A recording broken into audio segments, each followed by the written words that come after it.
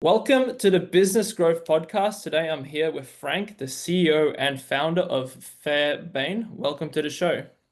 Hi, how you doing? Nice to have me on here. Thank you. Awesome. So tell us a little bit more. What do you guys do at Fairbane? Yeah, so I started this business back in 2008 officially. At the time, I was an accountant still. Mhm. I'd worked in the US, the UK for some of the big names, Deloitte and EY. During that time, I'd had an accounting finance background, but I'd also done IT. So I probably designed my first website while I was still in studying in 2004 was the first time. And that just grew. That grew into doing digital, e-commerce, website development, uh, went into Java a bit too, designed a couple games for people as well. That's sort of come up over the Mhm. years. And I kept that business running. I went back like through the 2000s, through the great financial crisis. Mhm. Um, and in about 2009, 2010, I went to law school as well and added the lawyer credentials to the business. So Mhm. I've had since about 2014, I've had a law arm, an AI tech arm, and then for the most part of the last 10 years, I've also had I guess like a venture capital arm as well, private equity arm as well. So, Yeah. those have changed in their composition over time. Like they're always Yeah. changing. So, Mhm. Yeah. um, yeah, the last two. So I don't do accounting work anymore. Mhm. I do have the law license. I have a few clients that I do commercial legal work for. Mhm. But now it's more tech, and I've moved back like the last 2 years or 3 years. I've been doing more client-based work. I still have a few clients now, but I've moved back more into here's a startup and I might partner up with people to do it. At the moment, I've got one that we're making in-house. We have our team of guys that we're, programmers, marketing people, we're coming together to develop, e-commerce software basically. Yeah. So yeah, that's sort of where we're at. Yeah. Okay. And then so what's kind of like the main type of work that you would say that you do at Fairbane? Um, Probably the e-commerce now. Like it's probably still 50-50. If you looked at like where the work flow has been and the income and revenue has been more on the legal services, but we've Yeah. stepped Okay. back away from that. Yeah, we're coming back into the e-commerce private equity side of things. Yeah. So Yeah. um, Okay. And then now the transition into the more e-commerce, what does that kind of look like? Is that you were saying from a well, business consulting type of perspective, or what do you kind of yeah, do? yeah. Yeah. So less consulting and more we're actually owning the project, taking it over, growing it and Mm, developing it ourselves. So in the early stages yeah. of a new project, but that's what we're doing. And I did that Okay. previously about 5 years ago. We had a project and then we Yeah. sold it off. And that grew quite quickly and it was totally rebranded as Hmm. part of the deal. And we grew it quite quickly to about 120 million US market cap. And Nice. that was Web3 based. It was part blockchain and crypto. And then I sort of took a break from that and sort of come back around 360 again to come back to look at uh, Yeah. a new business model, but in the same industry again. So Right. I think there's Okay. the Web3 markets evolved in the last 5 years. You probably saw in probably 2023, 22, there's this massive excitement about AI. Everything's AI now since then, the last 2 years. So, and even Web3 blockchain has become very AI. I'm not flooded, but it's been embedded. They've sort of married the two now. I remember Hmm. coding the first smart contract myself. Um, you would literally upload it yourself onto Solidity. You'd deploy it on the test net yourself. You'd put it on chain yourself. Now you can just go to a website, and Solana's really great with this, but Ethereum too. Ethereum's matured a lot, obviously, and so you've got a lot of options there that you can just have it made for you. You might spend Hmm. a few $100s to do it, not that much even, but around that amount, and it'll Uh-huh. just deploy it all for you. You don't do any coding, so it's a bit of a cheat, But that's where the market has gone in, or the industry has evolved in the last 4 or 5 years. And you're probably seeing programs like I don't think the most common one, like Replete. There's a few AI based web apps. You just go to the website and you ask, code me, I don't know, a solitaire card game, and it'll just and do it for you. So I Yeah. think there's a lot of that out there now. The question is, I think, as always has been, what's the brand behind it? What are you doing? What's the purpose behind it? What's the brand showing in that purpose? And then building that customer base, that market, Mhm. Yeah. Um, and I'm not saying I'm an expert at it. I'm not a marketing person per se, but Uh, I think, yeah, that's where that's where the value still is, if that makes sense. mhm. Because I think there's a lot of value in producing software, or software that produces software. That's where we're at now. Software that Mhm. produces software. That's what we call it, AI, but it's really just it's highly automated. It's not AI really. Yeah.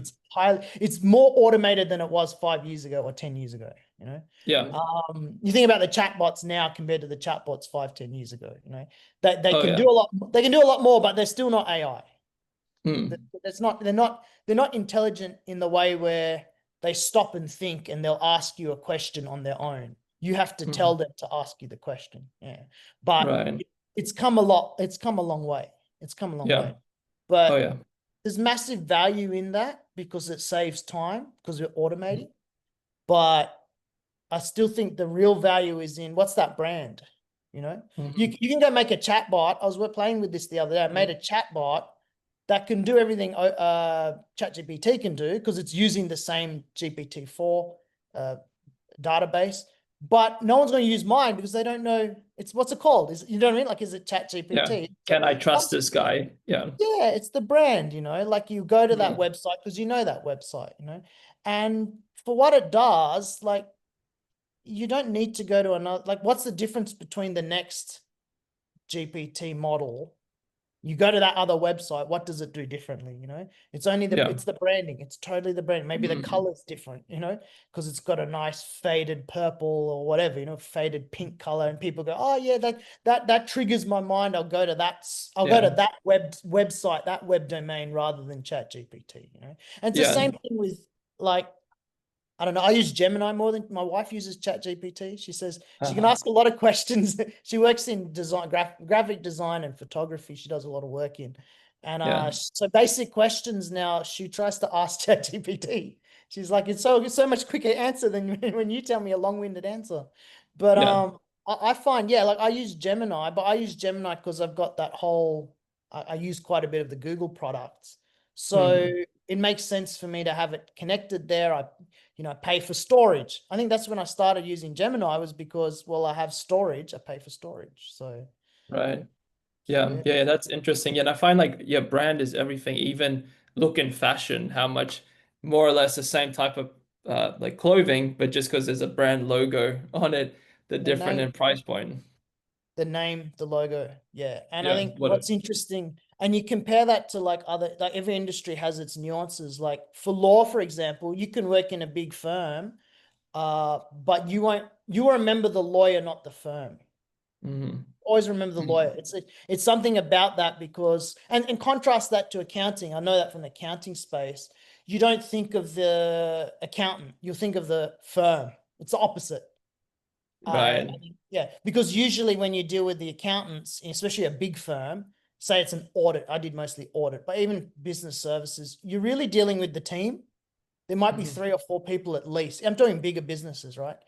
Whereas law, you might have 4 or 5 junior lawyers or paralegals in a big firm, but the client always talks to the head partner, maybe a senior Right. associate, maybe someone else Yeah. higher. It's usually only 1 or 2 points of contact. Yeah. If a matter goes to court, so I'm not talking just transaction now, but perhaps more for litigation work that I've done. Um, they know you as the person, and you hmm and you get work referred to you. Your brand is your experience you had with that other person, and they refer you someone. Yeah. That's my experience anyway. I know Right. I know those businesses do a lot of marketing too. I don't. I just don't market it. I Mm. literally take word of mouth only. Yeah. Uh, so that's, and I'm not saying that's right, by the way. I think for that industry, even I don't think it's right. You should be marketing. Hmm. But for e-commerce, for tech businesses, yeah, you definitely have to market and build a brand, and then they see that brand because the personality is not a person, then, right? Like it's a brand. The brand personality is that brand, that logo, like Yeah. you said, fashion, right? Yeah. Yeah. Yeah, definitely. And how do you, like what you were saying earlier, how do you feel your business is adapting to all these changes with what's happening with AI? Uh, yeah, like we're doing stuff with AI as AI products. So Mm. I saw that about 5 or 6 before the AI surge happened. I already started. Well, internally we were using it and we were doing R&D. Yeah.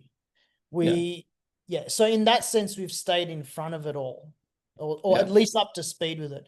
In terms of products, yeah, we're creating products that use AI and looking at selling them. We're always looking at selling them Mhm. to the client, because, and this is not for legal services, mind you, although there's a market there for that, but I don't feel that it's still not scalable, because end of the day, you got to look at the type of service, right? End of the day, people are still going to go to an accountant for something at some point. So there's only so they will automate a lot of it. You can get a lot of the QuickBooks, MYOB. They've evolved into this automated world, right? But you're still going to need an accountant at the end of it to sign off on the tax agent, signing whatever it is, Yeah. That's yeah. So yeah, you can't avoid that, right? Law probably more so. You can automate a whole lot of templates, but you can't automate that advice.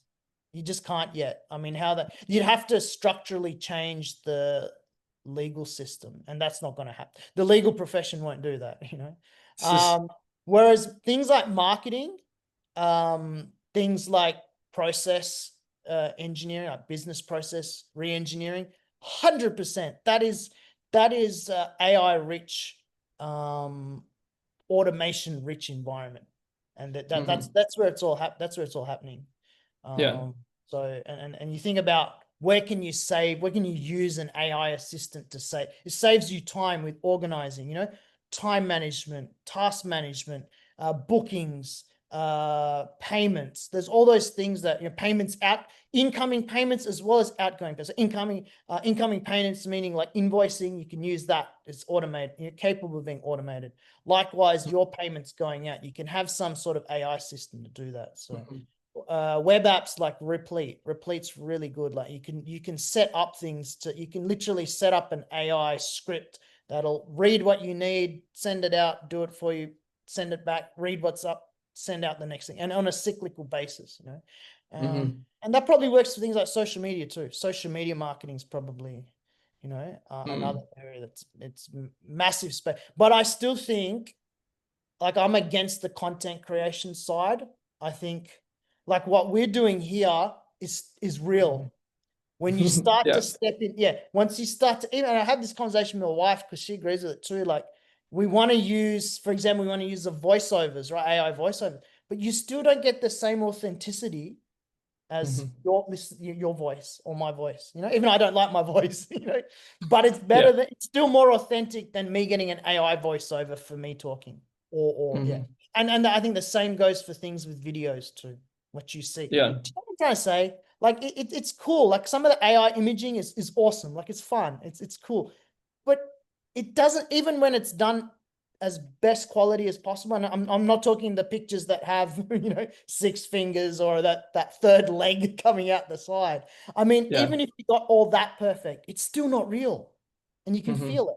You just feel it. Yeah. So I think that's where there's a limit, there's limitations to AI. I mean, Yeah. the people are getting excited about it are the ones making money off it. They're telling you to get in on it. Like they're all Yeah. AI experts. I think maybe with that, it's also the people resonate more with people that they see have flaws, and an Mm. AI is too perfect. So I was reading something, and then like when they were making Superman, the comic, and he had all these crazy superpowers, and because he was so unstoppable, people didn't resonate with him. And then the writer, he introduced kryptonite, And then Yeah. it made him a little bit more, okay, he has one weakness and he's not just a super perfect thing. And then as a result, people like resonate a lot more with the character. Yeah, it's relatable, isn't it? I mean, yeah, there's no Hmm. imperfections. Yeah. There's something about imperfections that makes us be able to Yeah. connect better with it. Yeah, Whoever. exactly. Yeah. If they're too perfect, you're just like, okay, I can't resonate with anything because I'm Yeah, flawed. I've got all these things. So yeah, I think definitely. And like you said, with AI, it is too perfect. I've even seen on LinkedIn some people start saying, hey, in my flawed human writing, I wrote this post instead of AI. So they're even like pointing it out, some of the people I've seen. yeah. I think it's there's a tendency, and I've tried it too. Like, I've tried to use the content creation and whatever. There's a tendency to try and fill that gap. Uh, like it's laziness. It's laziness. We want to try and cut corners Hmm. and try and get the easy fix, isn't it? Like all of the technology we have, it's all to make things easier for us, but it also makes us Mm. lazier. And Oh yeah. there's some areas where authenticity, especially on the face of things, that you can see, we see through it, right? Like we see through that. Mm. Um, that it's just, yeah, it's not the same. It's Yeah. just not. Yeah. But Yeah. that said, I think there's a lot of pluses on the nuts and bolts. The Uh, things that make us like a smartphone, how it cuts so much time down to do other things. It gives us time. mhm. That sort of automation is good. But I Mm. think that there's a limitation when I think we lose that artistic element and that authenticity if we Mm. outsource that part of it, like image creation, actual words. People write books, have written books for hundreds of years, more than hundreds of years, but we hadn't printed for hundreds of years. Now we Yeah. can just type in like a sentence and it just dribbles out, words that are taken Mhm. from everywhere else. Yeah. It's just not authentic. Forget about the fact that it could be plagiarized or, Mm. or not written correctly or factually incorrect. Like there's so many things, Yeah. or Yeah. offensive, Oh yeah. whatever. Like forget Yeah. about that. It's not authentic. Like the person is saying they've written it, they haven't really written it. So. Mm.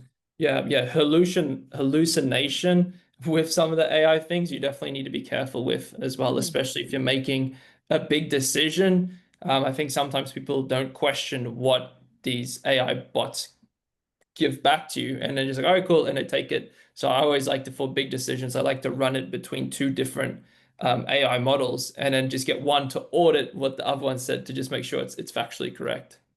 Oh, I just got to be careful. I mean, I don't go into too much depth of the legal advice side, but I've had people argue with me who weren't lawyers. They're like, I volunteered on various organizations and they literally insisted that there was like, no, you can't appeal this. And I'm like, no, you can. It's a civil tribunal. They're like, no, but it's with the, I don't know, ombudsman or something. I said, no, here's the section of the legislation in the ombudsman legislation, Yeah. section 74. Like I pointed them to it, but for some Hmm. reason, ChatGPT, they were searching at this person, Hmm. it didn't give them that answer.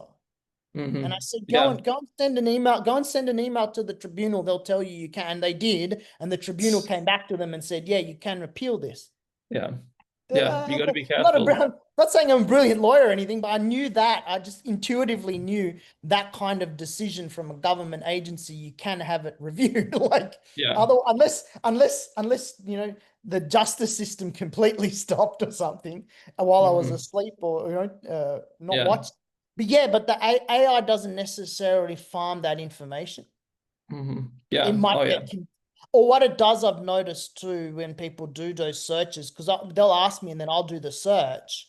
It comes up and it says in this state, and I'm like, no, you're not in that state. And they're like, in this state before 1975. I'm like, yeah, but that was before the before the legislation changed for Yeah. that. So Oh I think yeah. yeah, sometimes it pulls out articles from different times, and Yeah. it tries to aggregate, it's information aggregation. So yeah, you just got to Yeah. be careful sometimes, because think about like with things like marketing, it's not necessarily gonna come up with a wrong answer.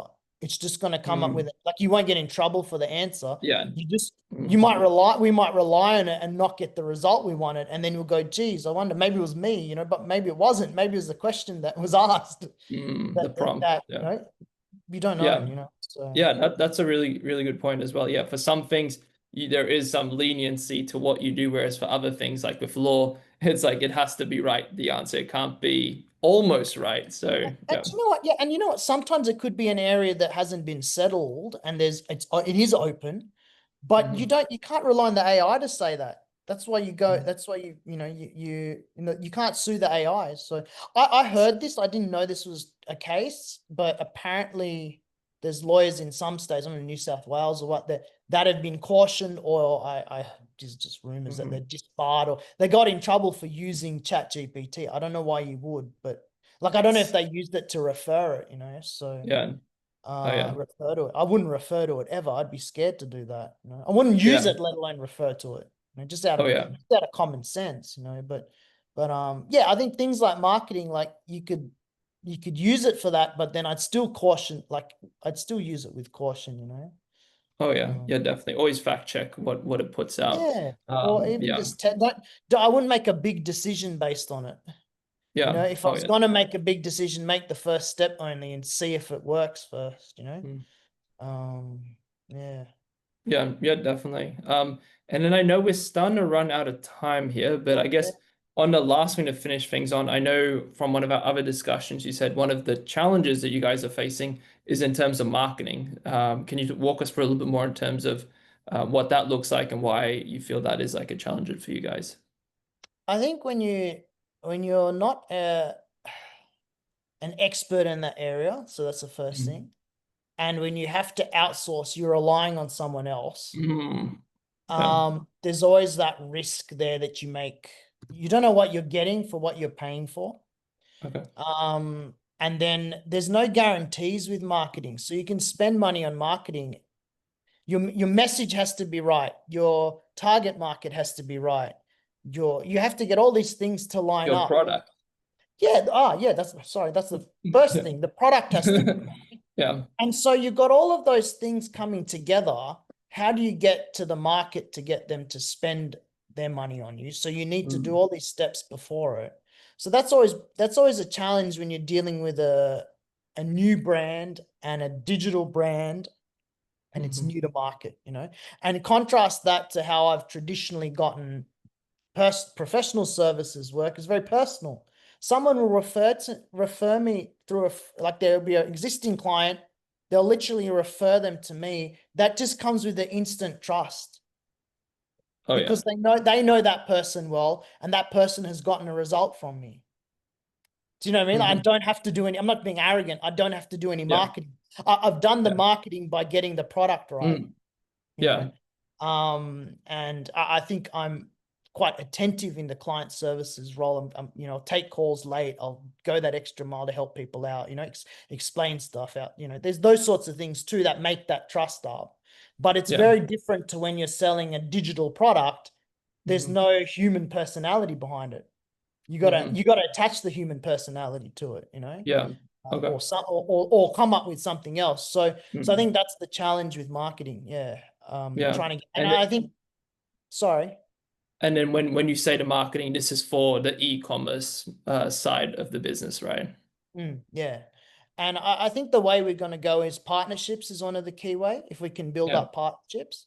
The other thing that I'm thinking now, seriously, it's interesting. You're the second person to invite me on a podcast. I haven't gone on the first one yet, but I'm going to. It's an American fellow. So yeah, it's Yeah. kind of got me interesting. I made a lot of content when I was traveling the last, not last 2 years, but the 3 years Yeah. before that when I got married. We were all over Europe and Portugal and Switzerland and all over the place, and parts of Asia too. So got a lot of footage.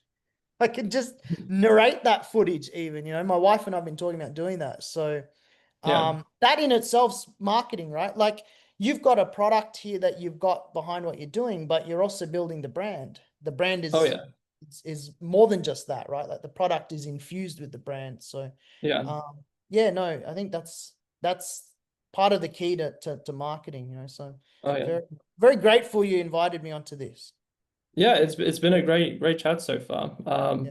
Yeah, and then so I guess last thing to finish on. So what are you looking in terms of marketing? What's like the game plan with these e-commerce products? What were you thinking to to do to get this product out there and get it Yeah. resonate with So the market and everything. yeah. So the industry's e-learning, Mhm. so e-learning products.